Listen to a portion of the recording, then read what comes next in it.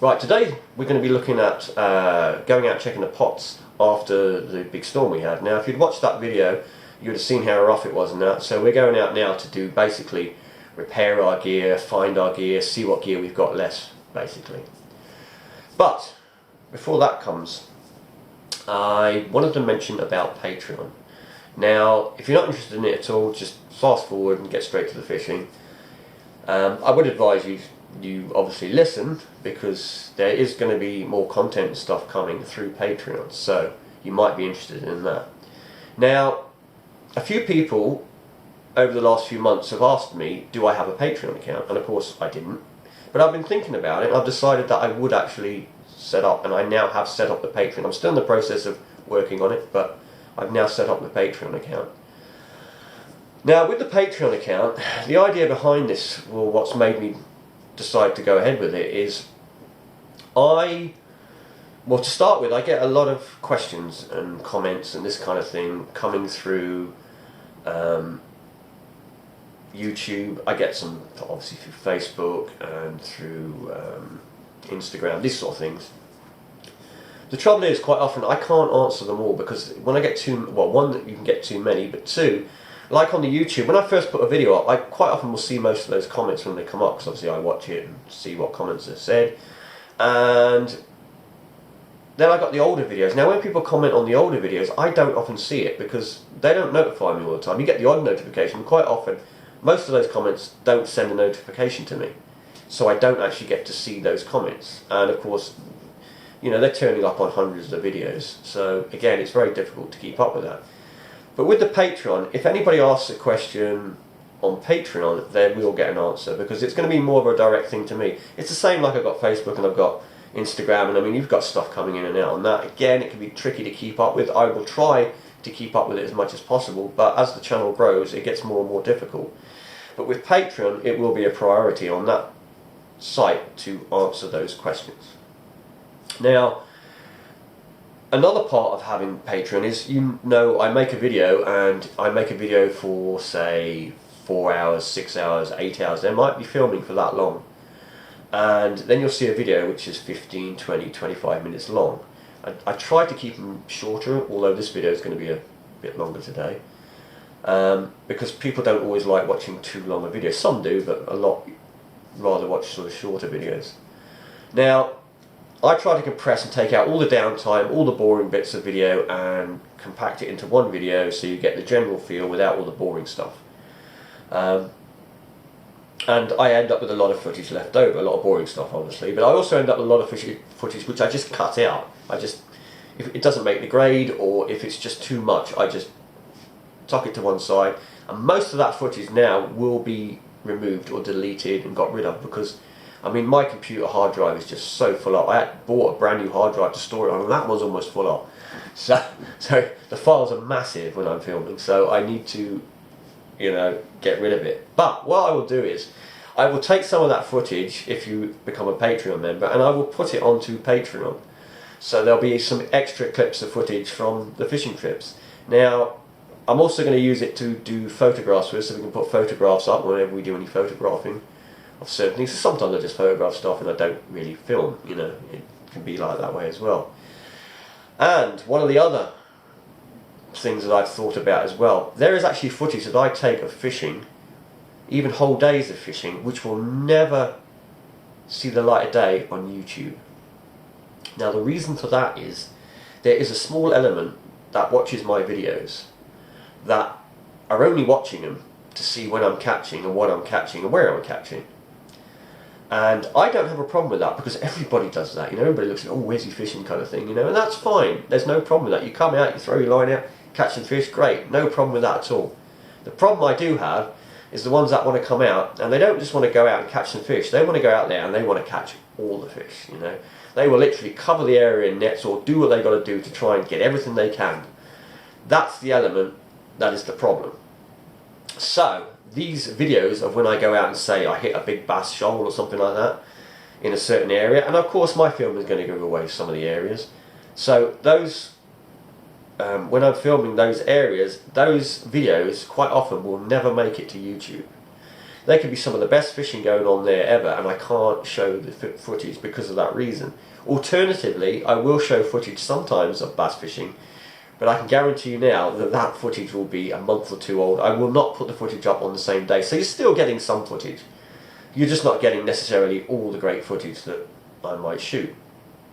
But what I'm willing to do is, because it's going onto the Patreon account, and I mean, people who watch the videos for, say, just to find out where I fish, probably aren't subscribing, probably don't leave any likes, and probably don't benefit the channel apart from the view.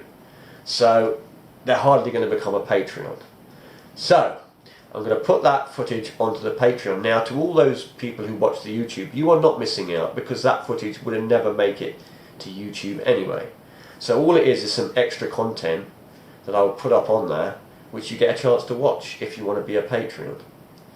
And like I say, to everybody else who subscribes to YouTube, like I say, you wouldn't see it anyway, so you're not missing out on anything. Because simply, I will not show that footage anyway on YouTube because of the certain elements, of course. The other side of it as well is, I mean, with the Patreon, if you want to have, it would be a place where we can sort of have discussions on things like fishing, foraging, and you have to excuse if you hear an aeroplane which is flying over. We get a lot of those these days. Yeah, we could discuss things on fishing, foraging. I mean, you know, different types of fishing, maybe making fishing tackle, maybe stuff to do with boats, engines, that kind of thing. Also, there'll be foraging stuff. You know, we go down the beach foraging. I mean, I literally grew up on the beach. Pretty much every spare minute of my life was spent on the beach, and for many, many years. And then I obviously moved up to Sweden, and I spent 5 years living out in the forests and that. So I mean, I was obviously on lakes fishing, ice fishing, foraging in the forest for berries, mushrooms. But anyway, I'm going off track here a bit. So yeah, if you're interested in becoming a Patreon, I know, like I say, there'll only be a small element that will, and that's fine. Like I say, YouTube videos will not be affected in any way. We will still be pushing out. In fact, Patreons, they will help.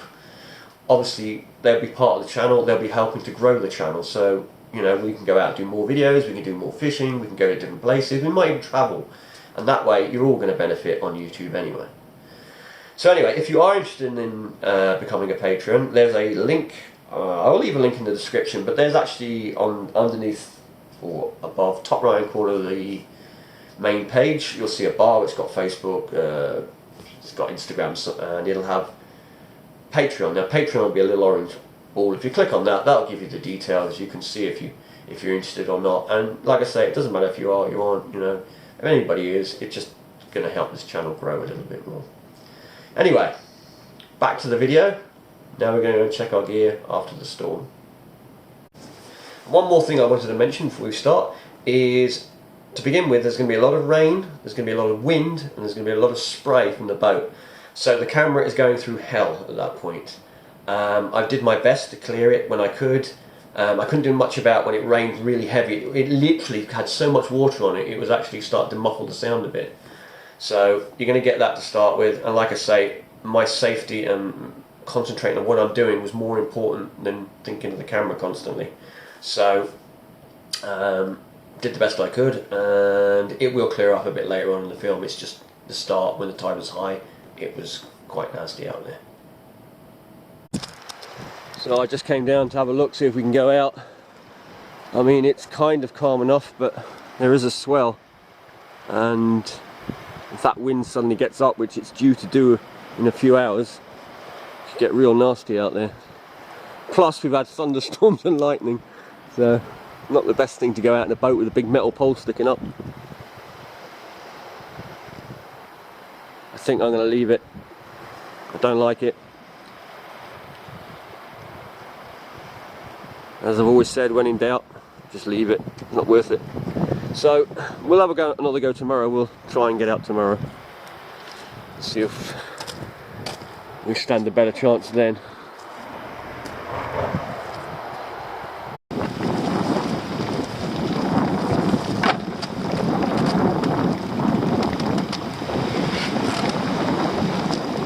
Right, as you can see, we're about to head out. I've got my full suit on because it's not nice out there. Now, going to go try and do what we can get done. They do give the wind to drop a little bit, but then it's coming back up later on.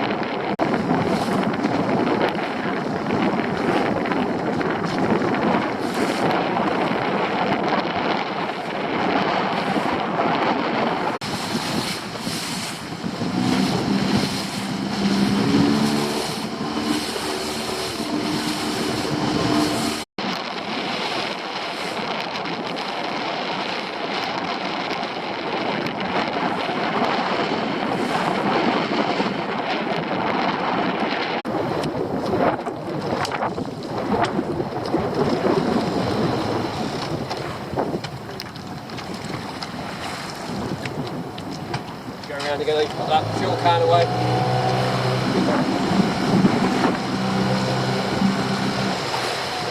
What a big swell, that's the biggest annoyance, swell.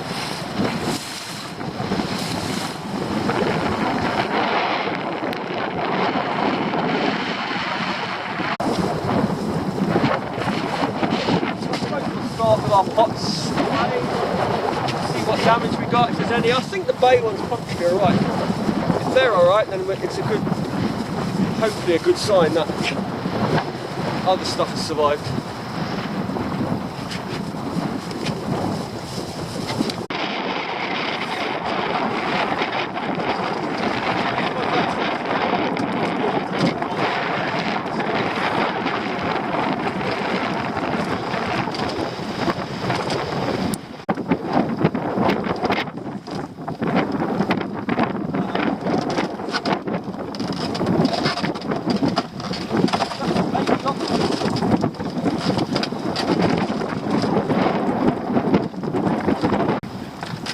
There's one under.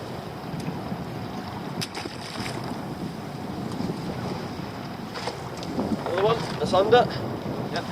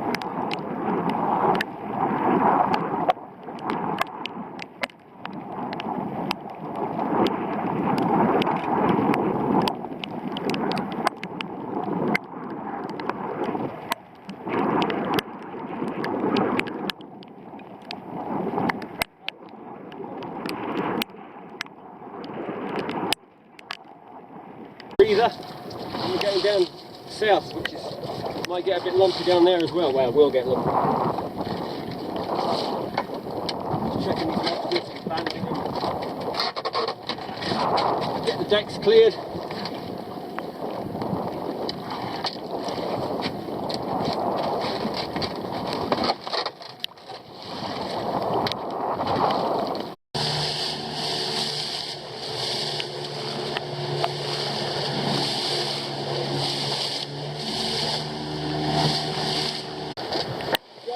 The video of the storm, this is where all that white water was. Carrying in where I said our spots were.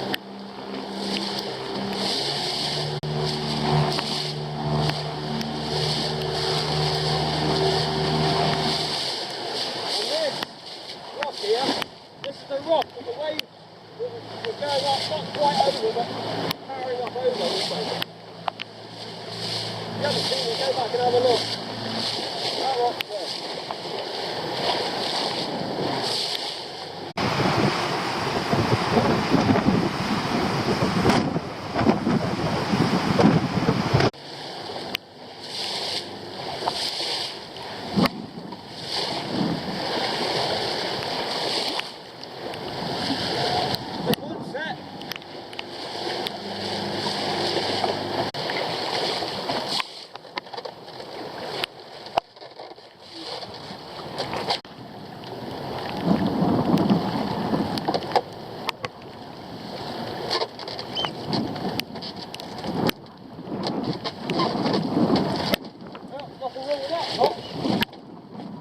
That's in perfect nick.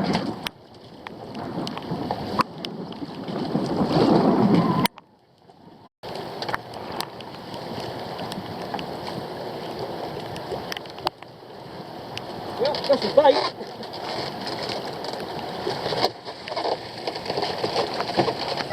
Let's do this one. Small crab. Put it back.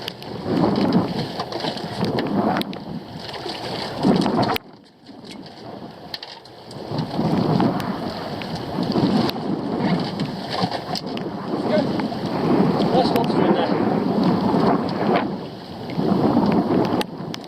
It's right, and the pops it. Perfect. Perfect, nothing wrong with it.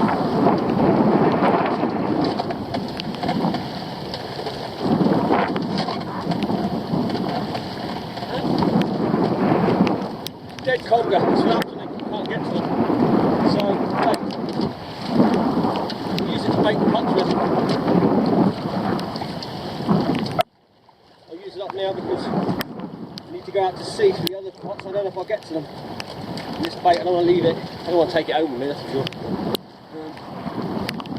Throw that out.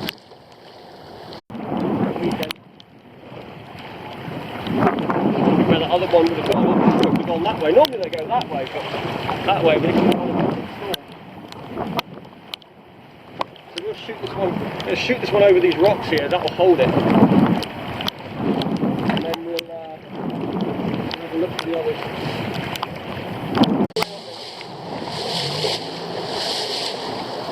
We're in that gully. Turn the back of the boat. Yeah, there. I can see the rope.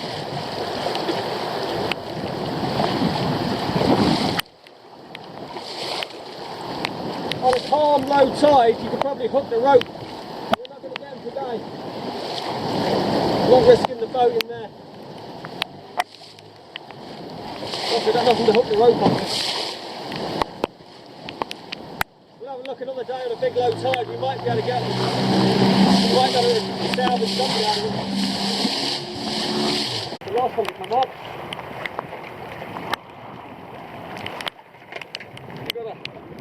That would be a 2-pounder. This thing's probably 2.5 pounds, that one.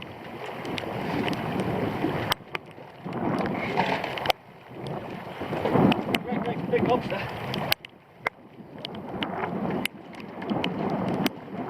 Yeah, I thought I'd lost the second set of pots, but I found them. Because like I said before, they don't go, I mean they move, but you tend to find them normally. The only time you normally lose a set completely from human intervention. Don't tend to, or if somebody cuts you, if somebody cuts your bobbers or runs your bobbers. But there's a set there, they've moved from over there, so see if he's got damage on them. If they drag bit by bit, they might be alright.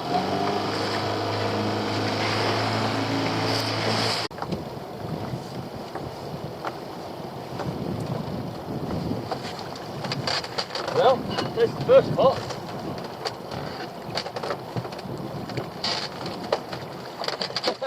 And it's got a lobster in it. And it's quite a big lobster. Not a giant, but that's definitely big enough. Oh. Okay. Hey. That pot must be jammed. It's been spinning. You can see the way it's spun up the rope here on the pot spinner.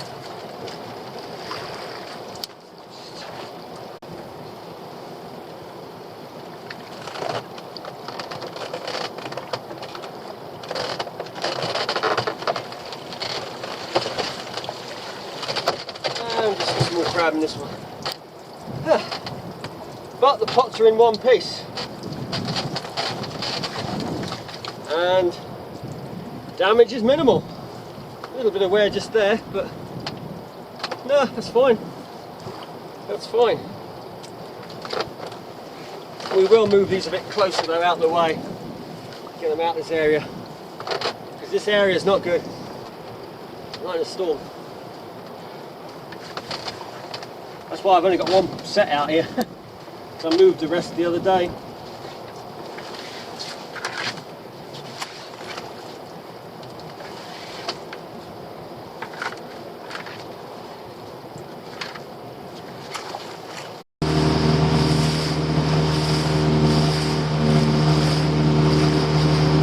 There's our lobsters today.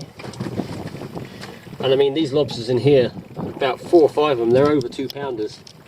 I'd say £2, £2, £2.5 pound lobsters in there, and a couple of smaller ones. There's one with 1 claw, another one with 1 claw, so I'm going to have a couple of those for the table. But all in all, it was really good for a storm. Normally storms you go out and you get 1 or 2 lobsters, but we did really well. Yeah, looks alright now, eh?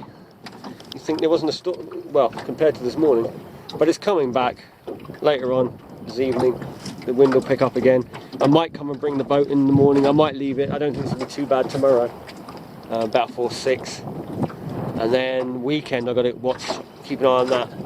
And if I see that turning into something nasty, I'll come down in a day or so in the morning and just pull the boat onto the inside again, just for safety. But sometimes actually it's better out here on spring tides. It probably is. Yeah, so all in all it wasn't bad. We only lost 2 pots in that storm. And I say we lost them, we haven't actually lost them. They're in that gully smashed up, if I showed that bit. And I could possibly get to them, I could possibly reach the rope on a big spring low. I might better get onto them. But I daren't try it today, it was too risky with this weather to try and do anything. I'm assuming the pots are, well, they probably are all smashed up. If they've moved that far, there won't be much left of them. But apart from that, we didn't lose any. We only had one other pot with a small bit of damage on it, and that was it. No damage to any of them. So, just shows strong pots. Right, I thought we'd have a quick look at this. Some of you will have already seen this. Let me just turn that off, just to keep it a bit quieter. As some of you will know, this is where I've got a lobster tank. This is basically seawater. It's got like an under gravel filter. There's about 6 inches of gravel in the bottom of this, or rocks and gravel, and there's like a filter system underneath, and then everything goes through that there, which is got carbon in it and media of different types, and sponges and God knows what. So you've got a whole system going on there.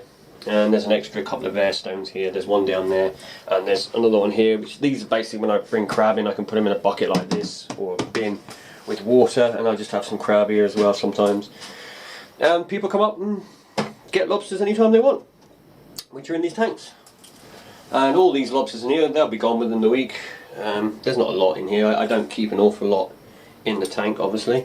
I think you can keep up to about, I normally have up to about 20 lobsters. But you can put a lot more. You could go up to 40. I mean, there's quite a lot of water in here. I mean, this isn't full up. I've got it quite low at the moment. Yeah, you can put double that in, but you know, you don't want to hold that many too long in the tank. Your water will start to get cloudy if you do that, but 20 are perfectly fine. You can see them wandering around in here, and they'll sit in here, like I say, until people come and buy them, or I eat them, whichever happens first. And then here you just got some water things which are used for just collecting some seawater. Sometimes I change the water.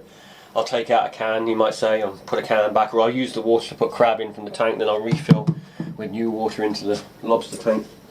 And at the moment I'm just heating up this, because I've got a lobster here. This lobster's actually dead. It came in, and when I brought it in, you could see sometimes when you bring them in, not always, you get sort of 4 or 5 a year. You'll bring them in, you'll see that they're very sort of floppy, and you can see that they're not looking well. Now they're either sick or just can't handle the shock, or I don't know, basically they're dying. And if you leave the lobster in the tank with the other lobsters, they'll see that weakness and they'll rip it to bits, and you do not want a lobster in your tank being pulled apart, because it will mess up your water. I mean, I can clear it pretty quick. I've got backup filters around somewhere. There's yeah, I don't know where they are at the moment. I think I've got them up there in a box, but there's like spare filters that I have in the tank which I run if that happens. It doesn't happen often because I normally spot it before it happens. But anyway, because it's come in, what I do with these is I'll cook it up and I'll eat it. I was going to eat this one anyway because it's been fighting and it's obviously lost its claw.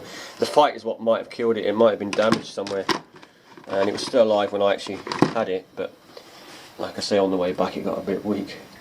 And these are just freezers which I keep bait in, but I also keep these bottles. That's just a bottle of ice down there. That just keeps the water cool on hot days, because yeah, the lobsters like obviously cooler water, and you don't really want it going over, well, I never, 20 is, if it gets to 20 I'm in trouble, but normally I sort of keep it down below 18 degrees. And in the summer I normally keep it sort of 16, the winter, well, it keeps itself. And underneath there's actually a prawn, and the prawns are in there, they keep the tank clean basically. I mean, the prawns are in there all year round, so the lobsters aren't, but the prawns are. So yeah, I've actually got another lobster in the freezer here, a big one actually. One sort of that sort of size. It's hard to tell the size, but it's sort of a 2 pounder. It's only got 1 claw as well. So I put it in the freezer, I'll shut the lobster down. Naturally in the environment, if the water got too cold, they would almost go into a hibernation state, then they die basically. So I'll wait till he's reached that point. Normally about 30 minutes in the freezer is good enough. Get this really hot, I mean crazily hot, and then I'll drop him in. And even if this lobster isn't quite dead, which it will be, but if it isn't quite dead, going from freezing cold into boiling water, it must be like one giant heart attack. So yeah, but by then, like I say, he's pretty much in hibernation and this one's dead anyway. That's the way I like to do things. I mean, in the past we used to do them in the, you know, put them in the, let me put this back on, used to put them in the boiling water and that, but times have changed, and kind of, you know, as I've got older, I sort of feel, I just don't like killing things so much anymore like that. You know, years ago it didn't bother me. Now it's kind of like, nah. So that's the way we do it. Right, better get on and cook this lobster. Right, so this one's been in the freezer, just taking it out. You can see he's pretty much gone to sleep. What we do is take him out, get him like that, chuck him in there, and that's it. Pretty much. Put that back on and boil it right up again. Job done. It's quite interesting actually, because in the past I've had people say to me, oh, how horrible it is that I cook a lobster or something, but then they're quite happy to go out and buy something from the supermarket that's been already killed for them. At least when you do it yourself. I mean, I know that's not everybody's cup of tea to sort of kill a lobster, it's not particularly mine, but it kind of gives me a reminder of where my food comes from, and it gives me kind of respect for it. And of course, you know, when it comes to food, like, not waste things. And like I said, it's so easy to go and buy your product in a plastic cellophane wrapper in a supermarket and then criticise others for doing it themselves. I'll drop this one in a minute. Because that one obviously was alive, and like I say, as far as I'm aware, it has shut down. I just want to make sure that it boils up quick and it's completely dead before, because this will only cool the water more, so we want this water to be, you know, I mean, that is gone now. It's gone. There's a crab in there as well. I did a crab before, but I put the crab in first, and that would have cooled the water, so I didn't want to put the lobster in until the water was hot again. But a crab you can cook a bit longer. Lobster, you don't want to cook it too long. You'll make the meat tough. So normally lobster's sort of 15 minutes, 20 minutes. You can do it a bit less. It depends. If you're going to barbecue it, you can pre-cook it or boil it for sort of 5-10 minutes, then shove it on the barbecue or under the grill, and that way it won't be tough.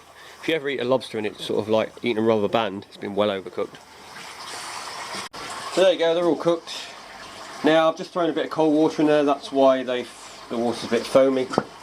I like to leave mine cool down in the water. I always find it has a slightly better flavour when they're left in the water.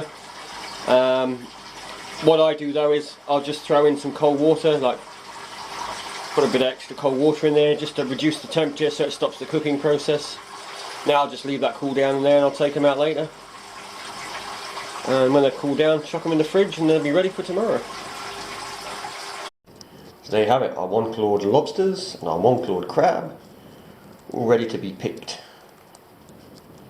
And then we're doing something a little bit different with it. And that different is right there. Dug freshly out the garden. Right, I'm just going to show you what to do quickly. I'm not going to spend too long on this because it'll make this video incredibly long. So basically get your lobsters, they've been cooked. You get a knife into there. You can do the whole length, but I tend to just go from there. Bang it in like that. And just cut through like that. Job done. And you can just pop that out. There's a little bit of meat and you'll see there's some roe in there. Just get a tissue because there's always water comes out, depending on how strong your lobster was or how full it was.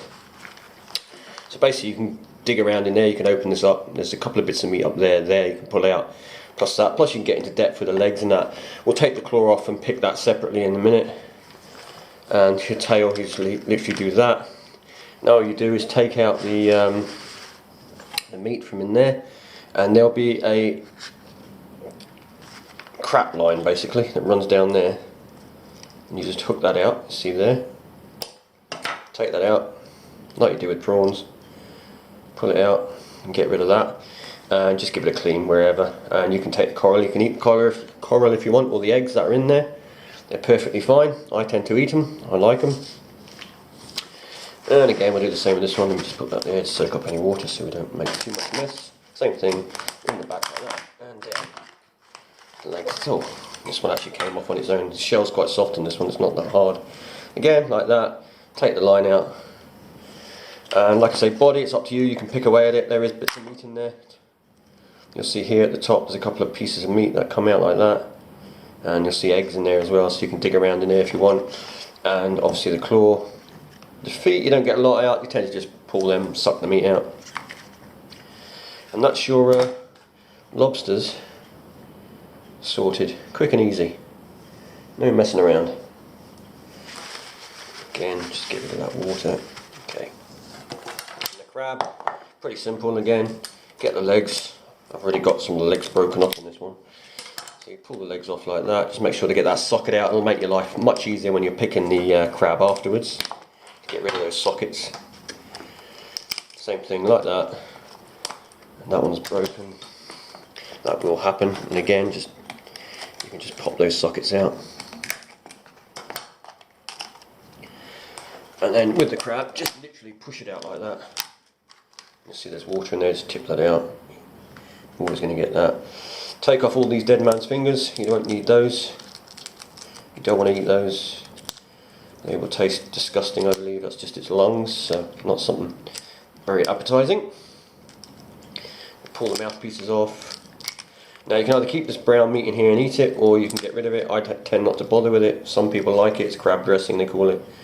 You can scoop that out and make up a nice sauce, whatever, with it. And then just basically pick your meat out the chambers. And that's pretty much it. There you go, there's our lobster done and our crab done. Not huge amounts, but the crab only had 1 claw, and you get most of the meat from the claws from the male anyway. And lobster, that's plenty, but this is plenty for what we're doing.